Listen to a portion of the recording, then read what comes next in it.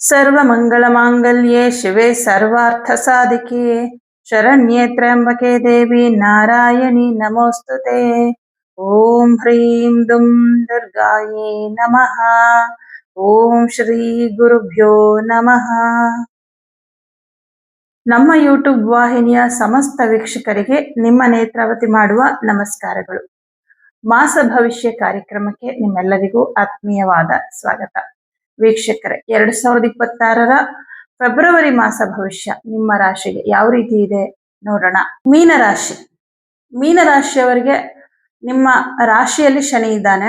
ಆದ್ರೆ ನಿಮ್ಮ ರಾಶಿಯಾಧಿಪತಿಯಾದಂತಹ ಗುರುಗ್ರಹ ಚತುರ್ಥ ಭಾವದಲ್ಲಿ ಕುತ್ಕೊಂಡು ನಿಮ್ಮ ದಶಮವನ್ನ ನೋಡ್ತಾ ಇದ್ದಾನೆ. ಅಂದ್ರೆ ನಿಮ್ಮ ಕೆಲಸಗಳು ಅಂತ ಏನಿರುತ್ತೆ ಇಂತಿಷ್ಟು ಅದ್ರ ಕಡೆ ಜಾಸ್ತಿ ಗಮನ ಕೊಡ್ತೀರಾ. ನಿಮ್ಮ ಕೆಲಸದ ಕಡೆನೆ ಜಾಸ್ತಿ ನಿಮ್ಮ ಗಮನ ಇರುತ್ತೆ. ಹಾಗಾಗಿ ಸ್ವಲ್ಪ ಬ್ಯುಸಿ ಆಗ್ತೀರಾ ಅಂತ ಹೇಳ್ಬೋದು. ಬರೀ ಉದ್ಯೋಗ ಕೆಲಸ ಅದ್ರದ್ದು ಸ್ವಲ್ಪ ಟೆನ್ಷನ್ ಇದೆಲ್ಲ ಇರುತ್ತೆ. ನಿಮ್ಗೆ ಸೂರ್ಯ ಗ್ರಹ 12ನೇ ತಾರೀಕುವರೆಗೂ ಲಾಭಸ್ಥಾನದಲ್ಲಿ ಸ್ಥಿತನಾಗಿರ್ತಾನೆ. ಅಲ್ಲಿವರೆಗೂ ನಿಮ್ಮ ಉದ್ಯೋಗದಲ್ಲಿ ಏನೂ ತೊಂದರೆ ಇಲ್ಲ, ತುಂಬಾ ಚೆನ್ನಾಗಿರುತ್ತೆ, ನಿಮ್ ಕೆಲಸಗಳು ಆರಾಮಾಗಿ ಹೋಗ್ತಾ ಇರುತ್ತೆ. ಆದ್ರೆ 13ನೇ ತಾರೀಕಿಗೆ ಸೂರ್ಯನು 12ನೇ ಮನೆಗೆ ಬರ್ತಾನೆ. ಅಲ್ಲಿ ಏನಾಗುತ್ತೆ ಅಂದ್ರೆ, ಸೂರ್ಯ ಯಾವಾಗ 12ನೇ ಮನೆಗೆ ಬರ್ತಾನೆ, ನಿಮ್ಮ ಉದ್ಯೋಗ ಕ್ಷೇತ್ರದಲ್ಲಿ ಸ್ವಲ್ಪ ಕಿರಿಕಿರಿಗಳು ಉಂಟಾಗುತ್ತೆ. ಯಾರಿಂದ ಬೇಕಾದ್ರೂ ಆಗಬಹುದು. ಒಂದು ನಿಮ್ಮ ಮೇಲಧಿಕಾರಿಗಳಿಂದ ಕಿರಿಕಿರಿ ಆಗಬಹುದು, ಅಥವಾ ನಿಮ್ಮ ಜೊತೆಯಲ್ಲಿ ಕೆಲಸ ಮಾಡುವಂತಹ ಕೆಲವು ಸಹೋದ್ಯೋಗಿಗಳಿಂದ ಕಿರಿಕಿರಿ ಆಗಬಹುದು. ಯಾಕಂದ್ರೆ ಇಲ್ಲಿ ಸೂರ್ಯನ ಒಟ್ಟಿಗೆ ಶುಕ್ರ ಕೂಡ ಇರ್ತಾನೆ. ಶುಕ್ರ ನಿಮ್ಗೆ ತೃತೀಯಾಧಿಪತಿ. ಹಾಗಾಗಿ ನಿಮ್ಮ ಉದ್ಯೋಗದಲ್ಲಿ ಒಂದಿಷ್ಟು ಕಿರಿಕಿರಿ ಆಗೋದ್ರ ಮೂಲಕ ನಿಮ್ಮ ಒಂದು ಕೆಲಸ ಮಾಡುವ ಸ್ಥಳದಲ್ಲಿ ಅಲ್ಲಿನ ವಾತಾವರಣನೇ ಒಂಥರ ನಿಮ್ಗೆ ಚೆನ್ನಾಗಿಲ್ಲ ಅಂತ ಅನ್ಸುತ್ತೆ. ಕೆಲಸ ಬಿಟ್ಬಿಡ್ಬೇಕು ಅಂತೆಲ್ಲ ಅನ್ಸುತ್ತೆ. ಆದ್ರೆ ಆ ತರದ ಯಾವುದೇ ತೀರ್ಮಾನವನ್ನ ತಗೋಬೇಡಿ. 1 ತಿಂಗಳು ಸ್ವಲ್ಪ ನಿಮ್ಗೆ ಈ ತರ ಸ್ವಲ್ಪ ಕಿರಿಕಿರಿ ಇರುತ್ತೆ. ಬಟ್ ಕೆಲಸ ಹೋಗೋ ತರ ಎಲ್ಲ ಏನಾಗಲ್ಲ. ಕೆಲಸ ಹೋದ್ರೆ ಅದು ನೀವು ಬಿಟ್ರೆ ಕೆಲಸ ಹೋಗುತ್ತಷ್ಟೆ. ಯಾಕಂದ್ರೆ ನಿಮ್ ಮನ್ಸು ಕೆಲಸ ಬಿಟ್ಬಿಡೋ ಯೋಚನೆ ಮಾಡ್ತಾ ಇರತ್ತೆ. ಎಲ್ಲರಿಗೂ ಅಲ್ಲ, ಕೆಲವರಿಗೆ. ಇವಾಗ ನಿಮ್ ದಶಾಭುಕ್ತಿನಲ್ಲೂ ಏನೋ ಅಷ್ಟು ಚೆನ್ನಾಗಿಲ್ಲ ಅಂದ್ರೆ ಈ ಕೆಲಸ ಬಿಟ್ಟೇ ಬಿಡೋಣ ಅಂತ ತೀರ್ಮಾನ ಮಾಡ್ತೀರಾ. ಬಟ್ ಆ ತರ ತಪ್ಪುಗಳನ್ನ ಮಾಡ್ತಾರೆ. ನಾನು ಪದೇ ಪದೇ ಹೇಳ್ತಾ ಇರ್ತೀನಿ, 7.7 ನಡೆಯುವಾಗ ಕೆಲಸದಲ್ಲಿ ತೊಂದರೆಗಳು ಸಹಜವಾಗಿ ಬರ್ತಾ ಇರುತ್ತೆ. ಅವಾಗ ನೀವು ಕೆಲಸ ಬಿಡೋ ತೀರ್ಮಾನ ಮಾಡ್ಬಿಡಿ ಅಂತೇಳಿ. ನೋಡಿ, 1 ತಿಂಗಳಾದ್ಮೇಲೆ ಸೂರ್ಯಗ್ರಹ ನಿಮ್ ರಾಶಿಗೆ ಬರ್ತಾನೆ. ಅವಾಗ ಎಲ್ಲಾ ಪ್ರಾಬ್ಲಮ್ ಸಾಲ್ವ್ ಆಗ್ತದೆ. ಅಲ್ಲಿವರೆಗೂ ಸಮಾಧಾನದಿಂದ ಇರಿ.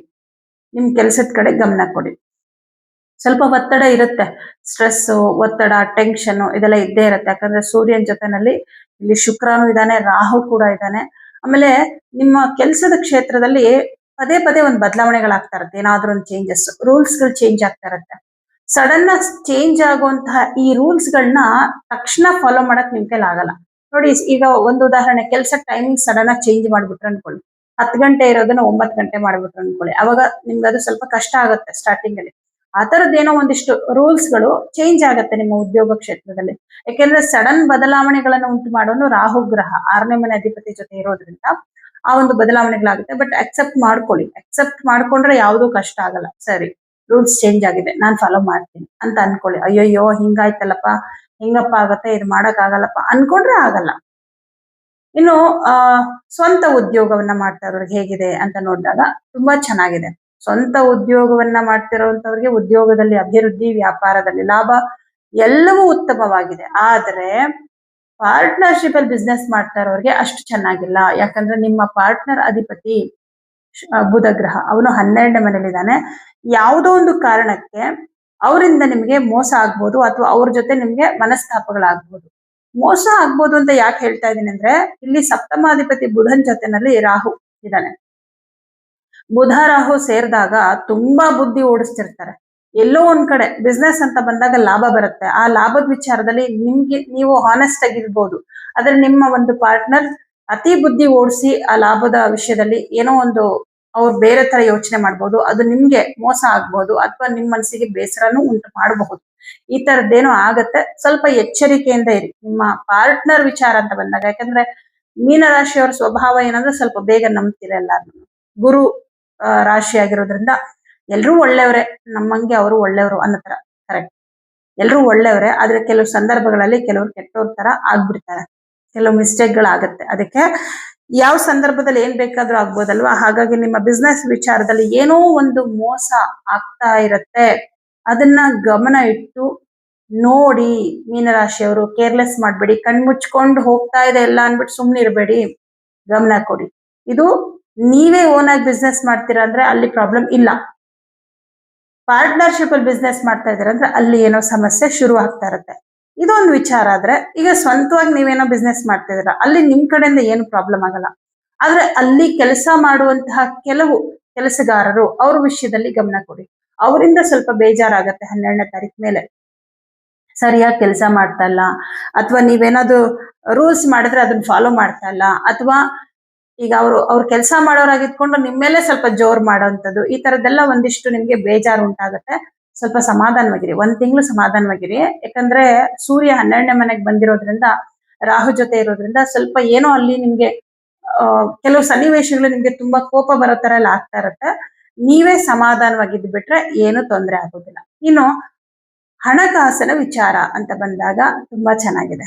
ಧನಸ್ಥಾನಾಧಿಪತಿ ಲಾಭದಲ್ಲಿರೋದ್ರಿಂದ ಲಾಭಕ್ಕೆ ಕೊರತೆ ಇಲ್ಲ. ಹಣಕಾಸಿನ ವಿಷಯದಲ್ಲಿ ಬಹಳಷ್ಟು ಅನುಕೂಲ ಆಗುತ್ತೆ. ಬರ್ಬೇಕಾಗಿರೋ ದುಡ್ಡು ಬರುತ್ತೆ. ಯಾವಾಗ್ಲೋ ಕೆಲಸ ಮಾಡಿರ್ತೀರಾ, ಆ ಹಣ ಬರುತ್ತೆ. ಯಾವತ್ತೋ ಪ್ರಾಜೆಕ್ಟ್ ಕಂಪ್ಲೀಟ್ ಮಾಡಿರ್ತೀರಾ, ಅದ್ರ ದುಡ್ಡು ಬರ್ಬೇಕಾಗಿತ್ತು, ಬರುತ್ತೆ. ಎಲ್ಲೋ ಇನ್ವೆಸ್ಟ್ ಮಾಡಿರ್ತೀರಾ, ಅದ್ರ ಲಾಭ ಬರ್ಬೇಕಿತ್ತು, ಅದು ಬರುತ್ತೆ. ಯಾರಿಗೋ ದುಡ್ಡು ಕೊಟ್ಟಿರ್ತೀರಾ ಸಾಲ, ಅವರು ವಾಪಸ್ ಕೊಡುವಂಥದ್ದು. ಹೀಗೆ ಯಾವುದೋ ಒಂದು ರೂಪದಲ್ಲಿ ದುಡ್ಡು ನಿಮ್ ಕೈಗೆ ಬಂದು ಸೇರ್ತಾ ಇರುತ್ತೆ. ಹಾಗಾಗಿ ಹಣಕಾಸಿನ ವಿಷಯದಲ್ಲಿ ತುಂಬಾನೇ ಚೆನ್ನಾಗಿದೆ. ಅಥವಾ ನಿಮಗೆ ಏನೋ ಒಂದು ಕಷ್ಟದ ಪರಿಸ್ಥಿತಿ ಇದೆ ಅನ್ಕೊಳ್ಳಿ, ಯಾರೋ ನಿಮ್ಗೆ ಹೆಲ್ಪ್ ಮಾಡ್ತೀನಿ ಅಂತ ಹೇಳಿರ್ತಾರೆ, ದುಡ್ಡಿನ ಸಹಾಯ ಮಾಡ್ತೀನಿ ಅಂತ ಹೇಳಿರ್ತಾರೆ, ಅವರು ನಿಮ್ಗೆ ದುಡ್ಡು ತಂದು ಕೊಡುವಂಥದ್ದು, ಈ ರೀತಿ ಎಲ್ಲ ಇರುತ್ತೆ. ಮಾತಿನ ಮೂಲಕ ಲಾಭ ಆಗುತ್ತೆ. ಇವಾಗ ನೋಡಿ, ನಿಮ್ಗೆ ಯಾವುದೋ ಒಂದು ಕೆಲಸ ಆಗ್ಬೇಕು, ಕೆಲವು ಮೇಲಧಿಕಾರಿಗಳಿಂದ ಕೆಲವು ಕೆಲಸ ಆಗ್ಬೇಕು, ಅಥವಾ ಯಾವುದೋ ಫೈನಾನ್ಷಿಯಲಿ ಒಂದು ಕೆಲಸ ಆಗ್ಬೇಕು, ಬ್ಯಾಂಕ್ ಅಲ್ಲಿ ಯಾವುದೋ ನಿಮ್ಮ ಕೆಲವು ಕೆಲಸಗಳಾಗ್ಬೇಕು, ಹಣಕಾಸಿನ ವ್ಯವಹಾರಕ್ಕೆ ಸಂಬಂಧಪಟ್ಟಂತೆ, ನೀವು ಮಾತಾಡೋದ್ರ ಮೂಲಕ ನಿಮ್ಮ ಕೆಲಸಗಳು ಸಕ್ಸಸ್ ಆಗುತ್ತೆ. ವಾಕ್ಸ್ಥಾನಾಧಿಪತಿ ಉಚ್ಚ ಕ್ಷೇತ್ರದಲ್ಲಿ ಇರೋದ್ರಿಂದ ಈ ಒಂದು ಶುಭ ಫಲವನ್ನ ನೀವು ಕಾಣ್ತೀರಾ. ಹಾಗಾಗಿ ಚೆನ್ನಾಗಿದೆ. ಹಣಕಾಸಿನ ವಿಷಯದಲ್ಲಿ ಆರ್ಥಿಕ ಸಂಕಷ್ಟಗಳನ್ನ ನಿವಾರಣೆ ಮಾಡ್ಕೊಳ್ತೀರಾ. ಹಾಗಾಗಿ ಹಣಕಾಸಿನ ವಿಷಯದಲ್ಲಿ ಚೆನ್ನಾಗಿದೆ. ಉದ್ಯೋಗದಲ್ಲಿ ಸ್ವಲ್ಪ ಕಿರಿಕಿರಿ ಇರುತ್ತೆ, ಅದನ್ನ ಸ್ವಲ್ಪ ಸಮಾಧಾನವಾಗಿ ನಿಭಾಯಿಸ್ಕೊಂಡು ಹೋಗಿ. ಆದ್ರೆ ಚತುರ್ಥಾಧಿಪತಿ ಬುಧ ಗ್ರಹ 12ನೇ ಮನೇಲಿದ್ದಾನೆ. ಮನೆ ತಗೊಳ್ಳೋದು ಅಥವಾ ವಾಹನ ತಗೊಳ್ಳೋದು ಅಥವಾ ಸೈಟ್ ತಗೊಳ್ಳೋದು, ಈ ವಿಚಾರವಾಗಿ ಶುಭ ಸಂದರ್ಭ ಅಲ್ಲ ಇದು.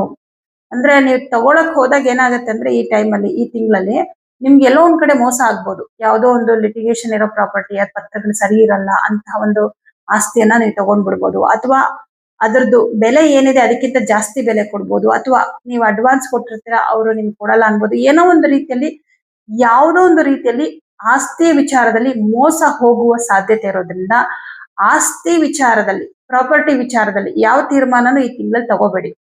ಏನಂದ್ರೆ ಇವಾಗ 7.5 ನಡೀತಾ ಇದೆ, ಎಲ್ಲಾ ಟೈಮಲ್ಲೂ ಸಮಸ್ಯೆಗಳಿರಲ್ಲ. ಕೆಲವೊಂದು ಟೈಮಲ್ಲಿ ಆ ಬೇರೆ ಗ್ರಹಗಳದ್ದು ಕಾಂಬಿನೇಷನ್ ನೋಡ್ಕೊಂಡು ಕೆಲವೊಂದು ಟೈಮಲ್ಲಿ ಪ್ರಾಬ್ಲಮ್ ಶುರು ಆಗೋಯ್ತು ಅಂದ್ರೆ ಮತ್ತೆ ಅದರಿಂದ ಹೊರಗಡೆ ಬರಕ್ಕಾಗಲ್ಲ, ಹಂಗಾಗತ್ತೆ. ಹಾಗಾಗಿ ಈ ಆಸ್ತಿ ವಿಚಾರದಲ್ಲಿ ಏನು ತೀರ್ಮಾನ ತಗೋಬೇಡಿ. ಈಗ ಸೇಲ್ ಮಾಡೋದಾಗಿರ್ಬಹುದು, ತಗೊಳ್ಳೋದಾಗಿರ್ಬಹುದು. ಸೇಲ್ ಮಾಡೋ ವಿಚಾರ ಅಂದಾಗ ಸ್ವಲ್ಪ ಪರವಾಗಿಲ್ಲ, ಯಾಕಂದ್ರೆ ಇಲ್ಲಿ ವ್ಯಯಸ್ಥಾನದಲ್ಲಿ ಇದಾನಲ್ವಾ, ಅದ್ರಲ್ಲೂ ಕೂಡ ಎಲ್ಲೋ ಒಂದ್ ಕಡೆ ನಿಮಗೆ ಸಿಗ್ಬೇಕಾಗದಷ್ಟು ದುಡ್ಡು ನೋಡಿ, ಸೇಲ್ ಮಾಡ್ಬೇಕು ಅಂದ್ರೂ ಕೂಡ ಪೂರ್ತಿ ಹಣ ಬರೋವರೆಗೂ ನೀವು ಕೊಡಬೇಡಿ ನಿಮ್ಮ ಒಂದು ಆಸ್ತಿಯನ್ನ. ಯಾಕಂದ್ರೆ ಇಲ್ಲಿ ಮೋಸಕ್ಕೆ ರಾಹು ಅಲ್ವಾ, 12ನೇ ಮನೇಲಿ ಇದ್ದಾನೆ. ಎಲ್ಲೋ ಒಂದ್ ಕಡೆ ಈಗ ಅವ್ರು ಅರ್ಧ ದುಡ್ಡು ಕೊಟ್ಬಿಟ್ಟು ನಿಮ್ ಹತ್ರ ಪೂರ್ತಿ ಪ್ರಾಪರ್ಟಿನ ಬರ್ಸ್ಕೊಂಡ್ರು ಅಂತ ಇಟ್ಕೊಳ್ಳಿ, ಉಳ್ದಿರೋ ಹಣ ಬರ್ದೇ ಹೋಗ್ಬೋದು, ಹಂಗಾಗತ್ತೆ. ಹಾಗಾಗಿ ಆ ವಿಷಯದಲ್ಲಿ ಸ್ವಲ್ಪ ಜಾಗೃತವಾಗಿರಿ. ಅಂದ್ರೆ ಸೇಲ್ ಮಾಡೋ ವಿಚಾರ, ಬಟ್ ತಗೊಳ್ಳೋ ವಿಚಾರದಲ್ಲಿ ಬೇಡ. ಈ ತಿಂಗಳಲ್ಲಿ ನೀವು ವಾಹನ ಖರೀದಿ ಮಾಡೋದು, ಅಥವಾ ಸೈಟ್ ಖರೀದಿ ಮಾಡೋದು, ಮನೆ ಖರೀದಿ ಮಾಡೋದು ಬೇಡ. ಬುಧ ಗ್ರಹ, ಶುಕ್ರ ಗ್ರಹ ಬದಲಾವಣೆ ಆಗ್ಬೇಕು, ಸೂರ್ಯ ಕೂಡ ಬದಲಾವಣೆ ಆಗ್ಬೇಕು. ಅಲ್ಲಿವರೆಗೂ ವೇಟ್ ಮಾಡಿ. ಅಟ್ಲೀಸ್ಟ್ ಇನ್ 1 ತಿಂಗಳು ವೇಟ್ ಮಾಡಿ. ನಾನು ಮುಂದಿನ ತಿಂಗಳುಗಳಲ್ಲಿ ಹೇಳ್ತೀನಿ ಮಾಡ್ಬೋದಾ ಬೇಡವಾ ಅಂತ ಹೇಳಿ. ಇದೊಂದು ವಿಚಾರ. ಹಾಗೆ ವಿದ್ಯಾರ್ಥಿಗಳಿಗೆ ಹೇಗಿದೆ ಅಂತ ನೋಡೋದಾದ್ರೆ ಪರವಾಗಿಲ್ಲ, ಚೆನ್ನಾಗಿದೆ. ಯಾಕಂದ್ರೆ ನಿಮಗೆ ಲಾಭದಲ್ಲಿ ಕುತ್ಕೊಂಡಿರುವಂತ ಗ್ರಹ ಪಂಚಮ ನೋಡ್ತಾ ಇದ್ದಾನೆ, ಹಾಗೆ ಗುರು 4ನೇ ಮನೇಲಿ ಇರ್ತಾನೆ. ಹಾಗಾಗಿ ವಿದ್ಯಾಭ್ಯಾಸದಲ್ಲಿ ಏನು ತೊಂದರೆ ಇಲ್ಲ, ಆದ್ರೆ ಸ್ವಲ್ಪ ಆರೋಗ್ಯದಲ್ಲಿ ಆವಾಗವಾಗ ಸಣ್ಣ ಪುಟ್ಟ ತೊಂದರೆಗಳು ಬರುತ್ತೆ. ಇನ್ನು ಮೀನ ರಾಶಿಯವರಿಗೆ ಮುಖ್ಯವಾದೊಂದು ವಿಚಾರ ಹೇಳಬೇಕು. ಅಷ್ಟಮಾಧಿಪತಿ ಆದಂತಹ ಶುಕ್ರ ಗ್ರಹ 12ನೇ ಮನೆಯಲ್ಲಿದ್ದಾನೆ. ಒಂದ್ ರೀತಿಯಲ್ಲಿ ವಿಪರೀತ ರಾಜಯೋಗ ಅಂತ ಹೇಳ್ಬೋದು. ಇದು ನಿಮ್ಮ ಹಣಕಾಸಿನ ವಿಷಯದಲ್ಲಿ ಅನುಕೂಲ ಮಾಡ್ಕೊಡುತ್ತೆ, ಬೇರೆ ಯಾವ್ದು ವಿಷಯದಲ್ಲ. ದುಡ್ಡಿನ ವಿಷಯದಲ್ಲಿ ಏನೋ ಒಂದು ಅದೃಷ್ಟ ಹುಡ್ಕೊಂಡು ಬಂತು ಅನ್ನೋ ರೀತಿಯಲ್ಲಿ ಆಗತ್ತೆ. ಆದ್ರೆ ಶುಕ್ರ 12ನೇ ಮನೆಯಲ್ಲಿರೋದ್ರಿಂದ, ಮಾರಕಾಧಿಪತಿಯಾದಂತಹ ಬುಧ ಕೂಡ 12ನೇ ಮನೆಯಲ್ಲಿರೋದ್ರಿಂದ, ರೋಗಾಧಿಪತಿಯಾದಂತಹ ರವಿ ಕೂಡ 12ನೇ ಮನೆಯಲ್ಲಿರ್ತಾನೆ. ಹಾಗಾಗಿ ಸ್ವಲ್ಪ ಆರೋಗ್ಯದಲ್ಲಿ ವ್ಯತ್ಯಾಸಗಳಾಗ್ಬೋದು. ಯಾರಿಗೆ BP ಇದೆ, ಯಾರಿಗೆ ಶುಗರ್ ಇದೆ, ಅವ್ರು ಸ್ವಲ್ಪ ಎಚ್ಚರಿಕೆಯಿಂದಿರಿ. ಸ್ವಲ್ಪ ಇದು BP ಶುಗರ್ ಇರುವಂತವ್ರಿಗೆ ಅದರಲ್ಲಿ ವ್ಯತ್ಯಾಸಗಳಾಗಬಹುದು. ಹಾಗೆ ಬೆನ್ನು ನೋವಿನ ಸಮಸ್ಯೆ ಇರುವಂತವ್ರಿಗೆ ಸ್ವಲ್ಪ ಜಾಸ್ತಿ ಆಗ್ಬೋದು. ರಕ್ತದೊತ್ತಡ, ಯಾಕಂದ್ರೆ ಕುಂಭರಾಶಿ ರಕ್ತ ಸಂಚಾರವನ್ನ ತೋರಿಸುತ್ತೆ. ಅಲ್ಲಿ ರಾಹು ಮತ್ತು ರವಿ ಇಬ್ರು ಬಂದಿದ್ದಾರೆ. ಹಾಗಾಗಿ ಯಾರಿಗೆ BP ಇದೆ ತುಂಬಾ ಎಚ್ಚರಿಕೆಯಿಂದ ಇರಬೇಕು. ಹೃದಯ ವ್ಯಾಧಿಯಿಂದ ಬಳಲ್ತಾ ಇರೋರು ಬಹಳ ಎಚ್ಚರಿಕೆಯಿಂದ ಇರಬೇಕು. ಟೆನ್ಷನ್ ಮಾಡ್ಕೋಬೇಡಿ, ಮತ್ತೆ ಸಿಟ್ಟು ಮಾಡ್ಕೋಬೇಡಿ, ಯಾಕೆಂದ್ರೆ BP ಜಾಸ್ತಿ ಆಗತ್ತೆ. ಯಾಕಂದ್ರೆ ಇಲ್ಲಿ ರವಿ ಒಬ್ನೇ ಇದ್ರೆ ತುಂಬಾ ಪ್ರಾಬ್ಲಮ್ ಅಲ್ಲ. ರವಿ ರಕ್ತಕ್ಕೆ ಕಾರಕ, ರವಿ ರಕ್ತ ಸಂಚಾರ ತೋರಿಸ್ತಾನೆ. ಅವನ ಜೊತೆ ರಾಹು ಬಂದ್ರೆ ಪ್ರಾಬ್ಲಮ್. ರವಿ ರಾಹು ಒಂದೇ ಮನೇಲಿ ಇರ್ತಾರಲ್ವಾ, ಹಾಗಾಗಿ ಸಡನ್ ಆಗಿ BP ಜಾಸ್ತಿ ಆಯ್ತು, ಸಡನ್ ಆಗಿ ಏನೋ ಪ್ರಾಬ್ಲಮ್ ಆಯ್ತು, ಹಿಂಗೆಲ್ಲ ಆಗತ್ತೆ. ಹಾಗಾಗಿ ರಕ್ತದೊತ್ತಡದ ಸಮಸ್ಯೆ ಇರ್ತಕ್ಕಂಥವ್ರು ಮೀನರಾಶಿಯವರು ಬಹಳ ಎಚ್ಚರಿಕೆಯಿಂದ ಇರಬೇಕು.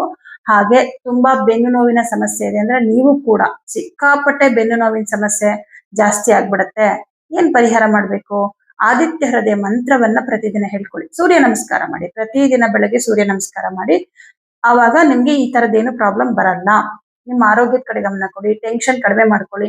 ಪ್ರತಿದಿನ ಮಲಗುವ ಮೊದಲು ಒಂದು 20 ನಿಮಿಷ ಧ್ಯಾನ ಮಾಡಿ, ಮೆಡಿಟೇಷನ್ ಮಾಡಿ. ಯಾವ್ದಾದ್ರು ಒಂದು ಸಂಗೀತ, ಯಾವ್ದಾದ್ರು ಒಂದು ಮಂತ್ರ, ಶ್ಲೋಕವನ್ನ ಹಾಕೊಂಡು ನೀವು ಜಸ್ಟ್ ಕೂತ್ಕೊಂಡು ಸ್ವಲ್ಪ ಧ್ಯಾನ ಮಾಡಿ ಮಲ್ಕೊಳ್ಳಿ. ಅವಾಗ ಏನಾಗುತ್ತೆ ಅಂದ್ರೆ ಎಲ್ಲಾ ಟೆನ್ಷನ್ ದೂರ ಮಾಡ್ಕೊಂಡು ಮಲಗಿರ್ತೀರಲ್ಲ, ಸ್ವಲ್ಪ ನಿಮ್ಗೆ ಆರೋಗ್ಯನೂ ಕೂಡ ಒಂಥರ ಚೆನ್ನಾಗಾಗತ್ತೆ. ಹಾಗೆ ಇನ್ನು ನಾನು ಹೇಳ್ದಾಗೆ ಯಾವ್ಯಾವ ವಿಚಾರದಲ್ಲಿ ಮುಖ್ಯವಾದ ನಿರ್ಧಾರಗಳು ತಗೋಬಾರ್ದು ಅಂತ ಹೇಳಿದಿನೋ ಆ ವಿಷಯದಲ್ಲಿ ಎಚ್ಚರಿಕೆಯಿಂದ ಇರಿ. ಉಳಿದಂತೆ ಚೆನ್ನಾಗಿದೆ. ಪರಿಹಾರಗಳು ಅಂತ ಬಂದಾಗ ಆದಿತ್ಯ ಹೃದಯ ಮಂತ್ರ ಹೇಳ್ಕೊಳ್ಳೇಬೇಕು. ಹಾಗೆ ಪ್ರತಿ ಭಾನುವಾರ ಗೋಧಿ ಮತ್ತು ಹೆಸರು ಕಾಳು ದಾನ ಕೊಡ್ಬೇಕು. ಇದೆರಡು ಪರಿಹಾರವನ್ನ ಮಾಡ್ಕೊಳ್ಳಿ, ಒಳ್ಳೇದಾಗತ್ತೆ. ಎಲ್ಲರಿಗೂ ಶುಭವಾಗಲಿ.